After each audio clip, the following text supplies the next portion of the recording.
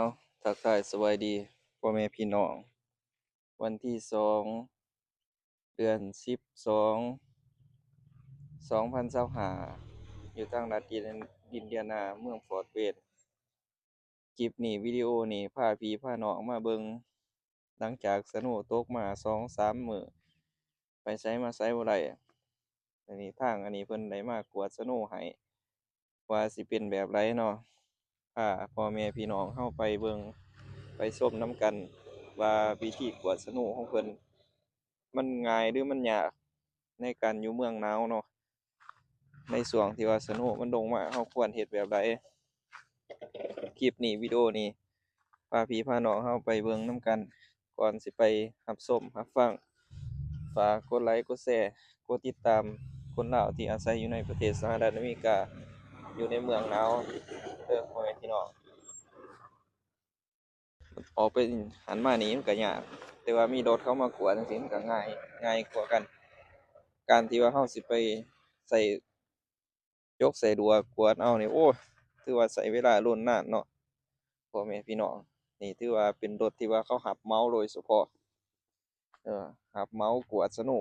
ฮอดเราบอกกับเขาไว้ฮอดเวลาฮอดหน้าที่เขามากวดเองเขาเทกแคร์เบิ่งแยงให้เรากวดเรียบร้อยโลด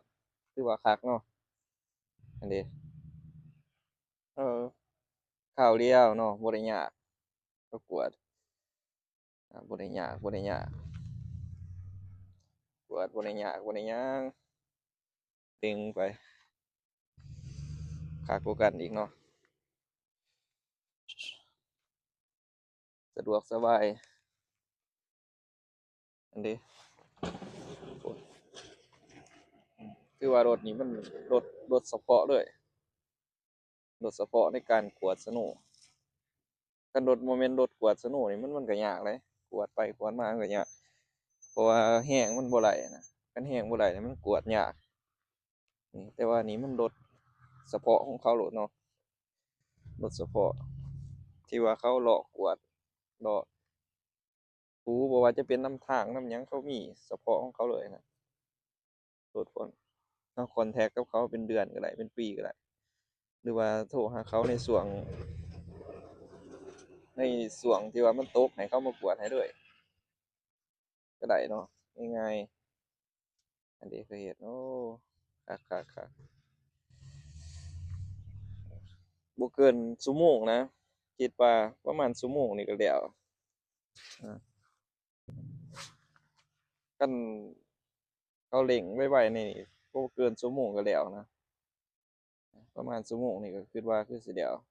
แม่นอาจารย์เพิ่นได้ย่างกวดเบิ่งว่าให้เขากวดวันใดให้เขาถูวันใดเราบอกเขาได้เนาะตามใจเราเลย เฮ้ยใส่เกือบนะผมใส่ว่ะโอ้เดี๋ยวมันสิแข็ง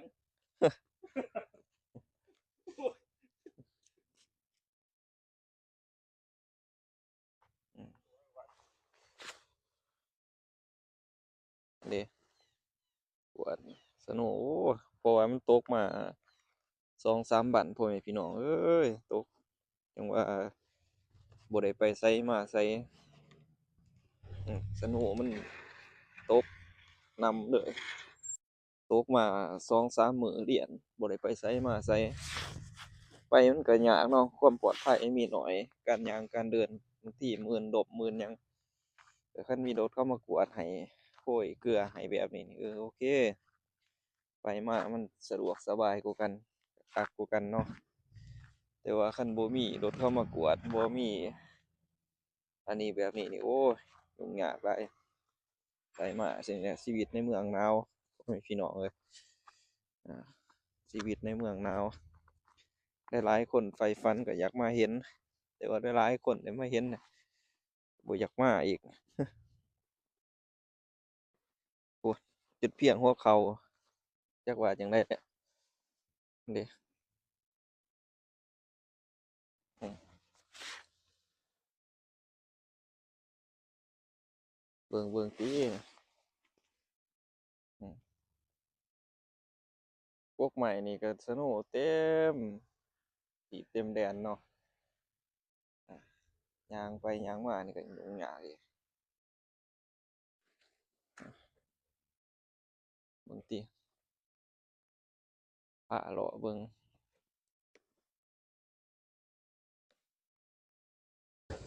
อืมนี่เด้รถเขากวดเขาเทคแคร์สะดวกสบายกว่ากันเต็มที่ตอนนี้มาอยู่ทั้งวัดฟอร์ตเวนอินเดียนาเนาะปลูกใหม่มีแต่สนุเต็มที่อยู่บางทีนี่สนุมันตกมาอันมาขางหั้นนะเบิ่งติคือกันกับนนกับเหยี่ยวนี่แหละเต็มที่อยู่มันรถเขากวดโดยเฉพาะเลยนี่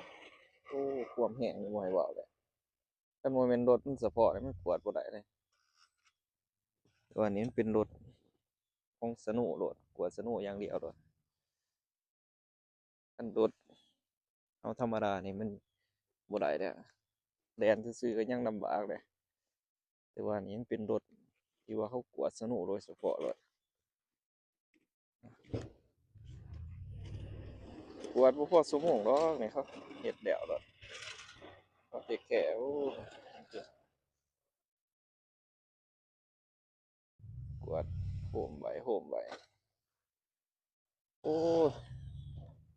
ย่างมาเห็นหังนกอยู่นี่แต่อีโตนสนุผู้ดีโปกไปเบิด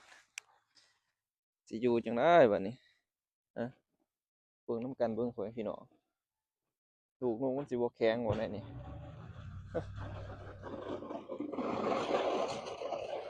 เด็กเขากวดมา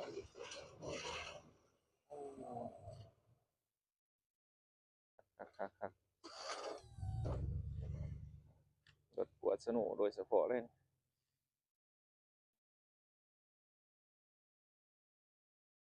ล้อกวด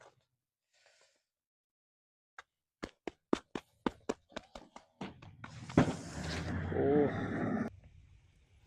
อ้าวเบิ่งพ่อแม่พี่น้องเอ้ยสนุวัดได้โตก็โตใหญ่ๆ2-3มื้อเต็มที่เลยพุ่นตายออกไปไสมาไสก็ยากเลย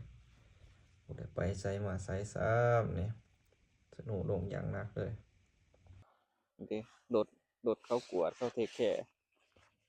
สะดวกสบายกว่ากันเต็มที่ตอนนี้มาอยู่ทั้งวัดฟอร์ตเวนอินเดียนาเนาะปลูกใหม่มีแต่สนุเต็มที่อยู่บางทีนี่สนุมันตกมาอันมาขางหั้นนะ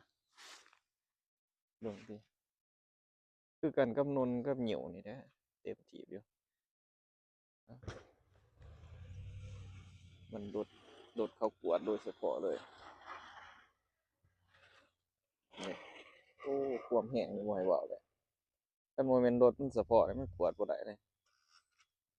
แต่ว่าอันนี้มันเป็นรถ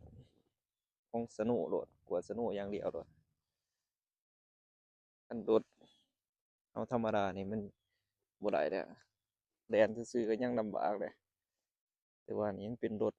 ที่ว่าเขากวดสนุโดยเฉพาะเลยกวดบ่พอชั่วโมงดอกนี่เขาเฮ็ดแล้วโลด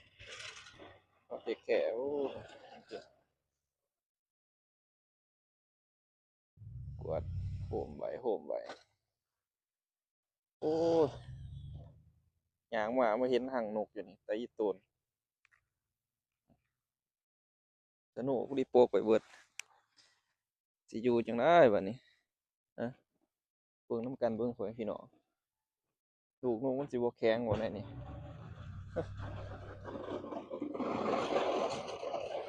เด็กเขากวดม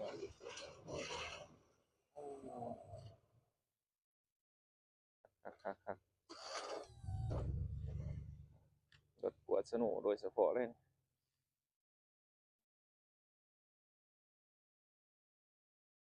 ล้อกวด